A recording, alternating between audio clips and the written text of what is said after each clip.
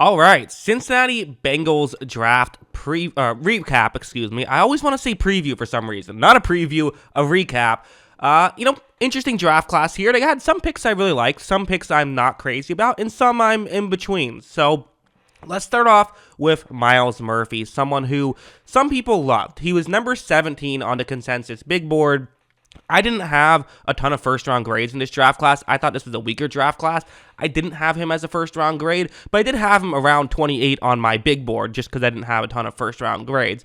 I do think that there's plenty to like about Myles Murphy. I think that he's someone who he's a developmental guy. That's just how I view it. The way that he moves at 258 pounds, 6'5", should not be possible. His footwork is incredible, and there's real sky-high potential with him. And he's only 21 years old, so it's not like you're trying to develop a 24-year-old. It makes sense that he's young and, could get better, right?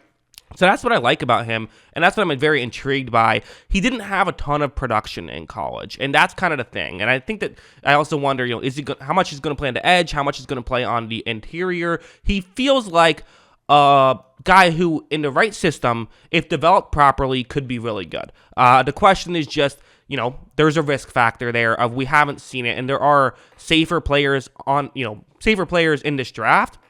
But I don't know how many safer players there are that were still available at this point. So I like this pick. And again, anytime you can get someone that the consensus says is 17th at 28, I feel pretty good about it. And yeah, that's what the chart is next to me is the player, position they play, where they were drafted. So for him, it was 28th, and then where they rank on the consensus big board. For him, it was 17th. So yeah, good stuff there for Murphy. DJ Turner, the corner they drafted in the second round, pick 60. So again, kind of seemingly have spent some premium positions.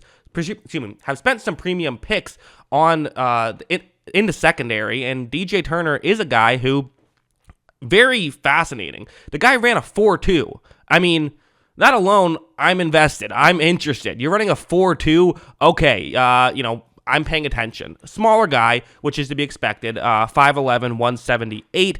Not the best production. I mean, I do think that there's several things. For one thing, if he ran a 4.4 and had everything else the same, he is not getting drafted this high.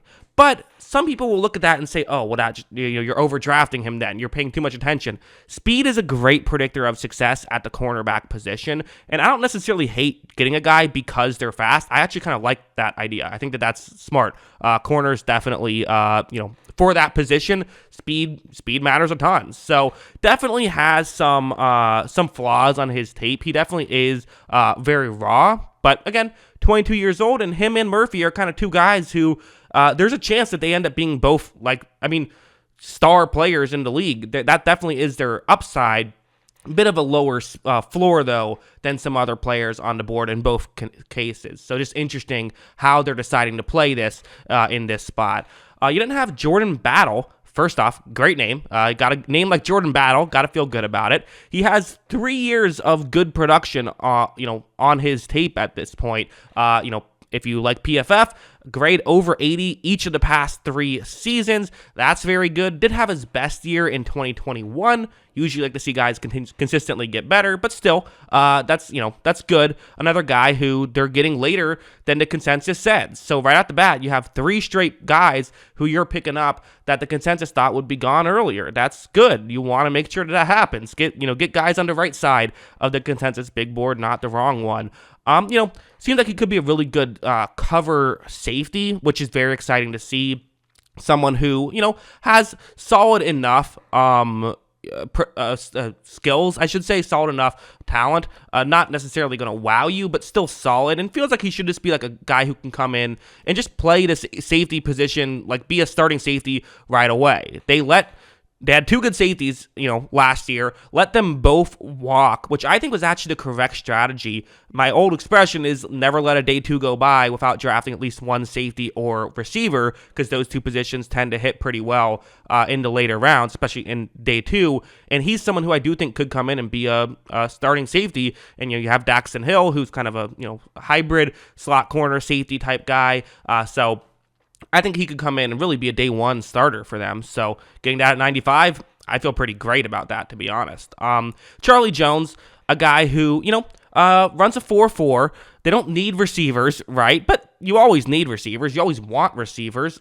Someone who's sort of a fast slot receiver type build, 5'11", 175. So, not someone who I think is going to be a star player, Charlie Jones, but could come in and be a contributor and be a good fourth option who sometimes this is what you want, right? With pick 131, maybe don't go out and get someone who could be, has the most potential. Maybe just go out and say, you know what, let's just get a guy who can do a role well and be a good role player and should be able to be a good role player for his 4 years on his rookie deal. And then if you like him, you can re-sign him. It's smart football sometimes, I think, by a pick like this. You then have Chase Brown. So Chase Brown, the running back who, I kind of like drafting running backs at this spot as well. He was projected to go 120th. You end up getting him at 163, so that's pretty nice.